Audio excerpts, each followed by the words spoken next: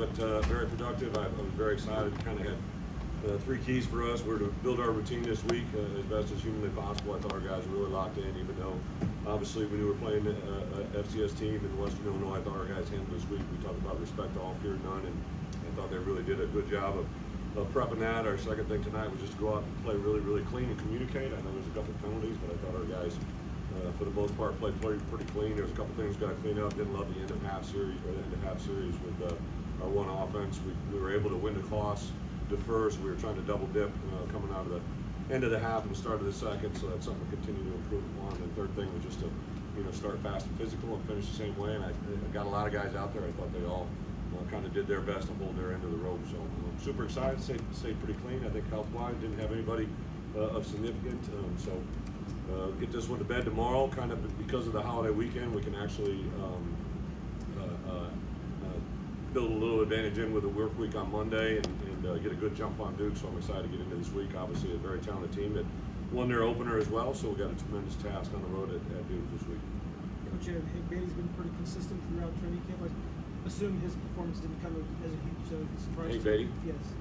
Yeah, Hank's been obviously I think even last year, I think, it's just a great example of how one thing affects another. He started to have some success in the punt return game, and it really helped him, I think, at the line of scrimmage as a wide receiver. And going into bowl prep last year, I thought I could see a really big jump, played well in the bowl game, and then all spring, just the confidence he had. And then to go out there today, it was funny. I was talking with the head coach beforehand, and Hank went right in front of me, and I'm like, I really like that player. He's from Rochester, Springfield, an Illinois player, and he's like, yeah, we definitely want to punt to him. And they obviously punted to him and played extremely well. And there was a lot of really good efforts to get that ball in the end zone. Was really high level.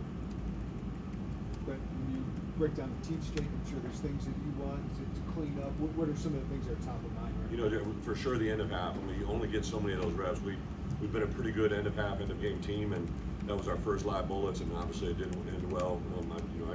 I first tell you, Luke, I told him, like, you can't take that sack, man. You just can't take those sacks in those moments. So really good learning moments. In adversity, there's always two ways to take it. You can take it and kind of put it in the back of your head and don't learn from it or grow. And I thought our guys, really owned that at half and came out and did some things. I love that Ethan Hampton came in and kind of ran the offense there at the end. You never know when his number is going to be called. I thought a lot of good guys were able to go out there and do some things. It was fun to see some of those freshmen get out there and run around.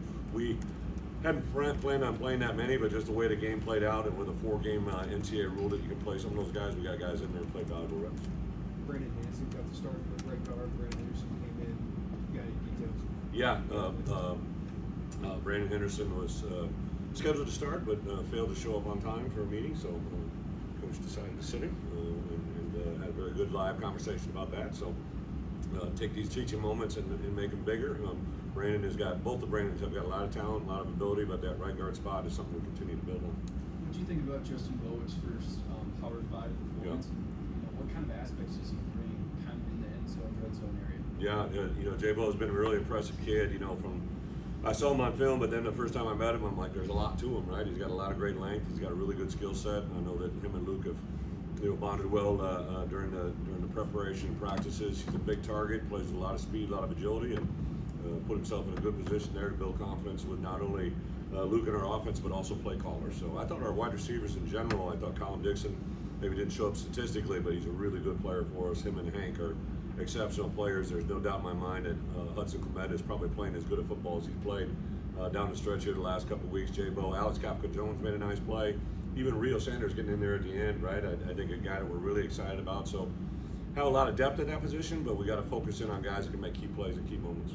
Gabe kind of set the tone early a little bit defensively with the strip sack, and just if he can do that consistently, what difference does that make? Gabe's a very gifted player, and I would say since we came back in January, he's always been a highly motivated player for success. But just everything he does right now, and then to see him get elected captain, I think that just builds even more confidence in him. And he obviously is a freak of nature, and now he's, I think, getting coached extremely well.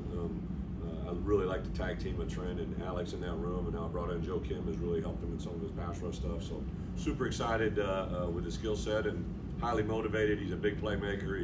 he's a guy that's never satisfied. It's fun to see his energy and his juice kind of fall out to other people as well. Brett, you said you'd play a lot of defensive linemen tonight. Did you like what you saw out of the depth of that group? Yeah, J-Mo's done a nice job. I thought, we had acquired a couple guys, James Thompson, Kurt Neal, Tommy have been really nice additions into the room. But Pat Farrell is probably playing as good a football as he's played. I was really excited to see Jeremiah Warren Biggs get out there.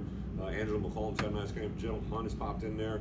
I think, one of the big learning moments I had when I went to the NFL was just the depth and the rotation of the defensive line. I'd always been a guy that had kind of played our best players as much as humanly possible, but even with Johnny, seeing Johnny out there today was absolutely awesome. But to see those guys that are in that 300-pound club, to have them minimize their reps, right, and keep them under 40 is a really big deal. Coach, did you expect them to kind of load up in the box, sell out stuff to run like they did? So the D coordinator had come from Valpo. He'd been a head coach there, so we've been studying Valpo film he'd been there I believe 14 years, and so he's a really gifted coordinator. He'd done a lot of things in 11 and 12 personnel, so we kind of thought what we saw was what we were going to get. But yeah, I thought our guys really maintained strain. To go against that was out there and have those guys play as long as we did, I thought was really good work. And then especially in the second half to kind of grind it in there and see Caden and Aiden both and Khalil Valentine get in there. Those guys are three very talented backs that all have a different skill set. James Clark did not play today. Who? James Clark, what's his status? Juice about 2 weeks ago popped a hammy. I don't know if we'll have him this week against Duke, but I think we'll probably have him for our third week, fourth week. But yeah, just a little soft tissue. What'd you make of Khalil Valentine's? He got significant reps today. Yeah. What'd you make of him? Khalil is a nice, for me, I call it a change-up, but, Caden and Aiden both have unique skill sets. I've said this before, and I've been in my previous life at another institution, I had some combos of 2 or 3 backs that were all different skill sets. A lot of people try to have cookie cutters, they all look the same, but I like a little variety. And as a defensive coordinator, I always thought it was challenging when you had 3 or 4 different styles of runners in there, because every play looks a little bit different depending on the skill set. So Khalil get in there and pop one. I thought Aiden to get that hit at the end was really awesome. Caden Fagan, just to see him get out there and do what he does, dragging some people around was pretty fun to watch. So I think those 3 guys could be a very tough trio to defend. Brett, is there any update on Melvin Priestley? Melvin Priestley, he's he played the whole game. I'm sorry, am I missing one of the offensive linemen? Yeah, Melvin rolled up, but he went right back in. He Did he go right back in? Yeah, Okay. he He's just got fine rolled now? up. They taped it, but yeah, he was good. Chemistry standpoint between Luke and some of the receivers, what you see is that developed through the course of the game. How about in those practices? What was Luke 17-21? Yeah, and kind of got everybody involved. I thought some of the perimeter throws, they were playing a lot of corners coverage, so we knew there was going to be some things that opened up in the run play action game. But really, I don't think anybody. One guy just jumped out. I know he connected with us, especially some of the new faces. It was fun to see that, especially down in the red area. I know Barry had some specific things he wanted to see. We obviously, once the game was in control, kind of contained some of the stuff that we've worked on, just to save that for the right moment. But overall, I couldn't be more pleased with the way they ran it and catched it. I've been really showing them a lot of clips from week 0 games. There was a lot of drop balls, a lot of sloppy football, and I thought our guys, overall played pretty clean here, which was a huge emphasis in this first one. How would you evaluate Taylor Patterson? Obviously, Yeah, I know that he got beat on a double move over there, but it's a good learning moment. I'm excited about Caleb, see where he goes. Did you get to One more watch? after this. Did you get to watch Duke last night? What would you think? Just a little peek. Yeah, it just happened to be streaming in my room. But I actually kind of tuned in, and I have a coordinator meeting. We met until about 10:30, and I clipped it on. I think Wisconsin, it was like a 3-0 game, and so I kind of watched a little bit of that. But yeah, popped in a little bit of Duke in between team meetings last night. But I know a lot of our guys watched that film earlier today, and we're going to be able to put this one to bed tomorrow. Jump into a little bit of Duke preparation. I'll give them Saturday, and then Sunday they'll get the whole day to kind of prep, and then we'll actually come in and meet Monday afternoon. Coach, just having a last one for defense, obviously the group, like set number 1 guy. How important was it for Beatty and Phil to go out there and do it defensively? Yeah, Hank and Luke have been working together for a while. But J-Bo, and again Hudson Clement, I don't know if he had a catch, but he was out there getting a lot of live reps, and just to get that continuity and flow. I think again when we have numbers out there, that's a really big deal. I'm super excited to see the growth of the film and see where we take this. Thank you, guys.